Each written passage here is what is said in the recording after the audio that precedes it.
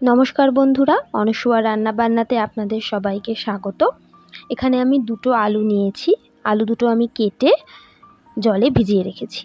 আজকে যেটা বানাচ্ছি সেটা হচ্ছে পোস্ত দিয়ে আলু ভাজা। চলুন দেখে নিই কীভাবে বানাতে হয়। এরপর আমি গ্যাসে একটা প্যান বসিয়েছি।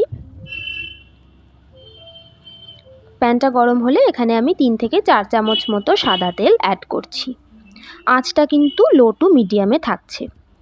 এরপর আমি একটা সাদা বাটিতে জল থেকে আলুগুলো ছেঁকে নিয়ে নেব। আলুগুলো সমস্ত নিয়ে নেওয়ার পর এর মধ্যে আমি অ্যাড করব 3 চামচ মতো চালের গুঁড়ো।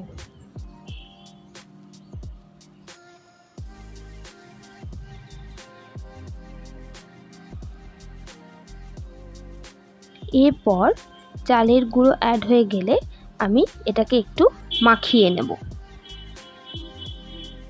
আলাদা করে কিন্তু কোনো জল বা কিছু অ্যাড করব না। আলুর গায়ে যে জলটুকু লেগে থাকে ওর সাথেই কিন্তু এটা মেখে যাবে। এবারে এর মধ্যে আমি অ্যাড করব ওই 1.5 চামচ মতো পোস্ত।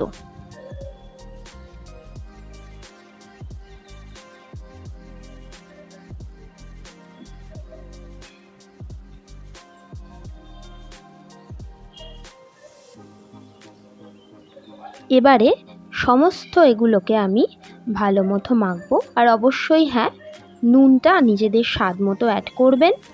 এবং আমি এখানে কিন্তু কালারের জন্য জাস্ট হলুদটা অ্যাড করেছি, যাতে হলুদ কালারটা হয়। আপনারা চাইলে হলুদটা নাও অ্যাড করতে পারেন। এবারে সমস্ত একসাথে ভালো মতো মাখবো। আবারও বলছি, কোনো রকম জল বা অন্য কোনো কিছু কিন্তু এর সাথে অ্যাড করব না। আলুর গায়ে যতটুকু জল থাকবে তার সাথেই সমস্ত অ্যাড হয়ে যাবে। এবার কড়াইয়ে তেলটা ভালো মতো গরম হয়ে গেলে আমি এর মধ্যে ওই আলুগুলোকে ছেড়ে দেব।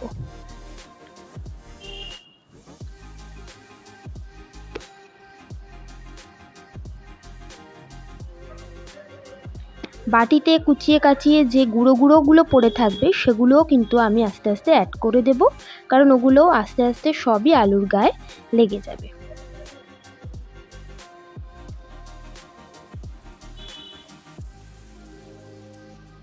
এবার একটুখানি হালকা সাঁতলে নেব।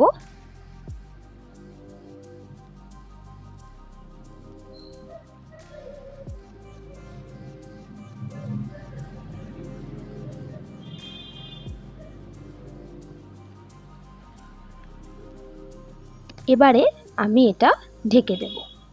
মোটামুটি 10 থেকে 15 মিনিট মতো ঢেকে রাখব। ঢাকনা খুলে দেখব আমার আলুগুলো লাল লাল মতো হয়ে গেছে। আর দেখুন, কোনো রকম গুঁড়ো কিন্তু আলাদা করে আর পড়ে নেই, সবই আলুর সাথে লেগে গেছে। ব্যাস, হয়ে গেল আমার আলু ভাজা। এবার এটাকে আমরা নামিয়ে নেব। খুব তাড়াতাড়ি হয়ে যায় পোস্ত দিয়ে আলু ভাজা। যদি এটা খেতে ভালো লাগে অবশ্যই আমাকে জানাবেন, এবং বাড়িতে এটা করে জানাবেন কেমন হলো। আমার ভিডিও ভালো লাগলে একটু চ্যানেলটা সাবস্ক্রাইব করে দেবেন আর ভিডিওটি লাইক করে দেবেন। ধন্যবাদ।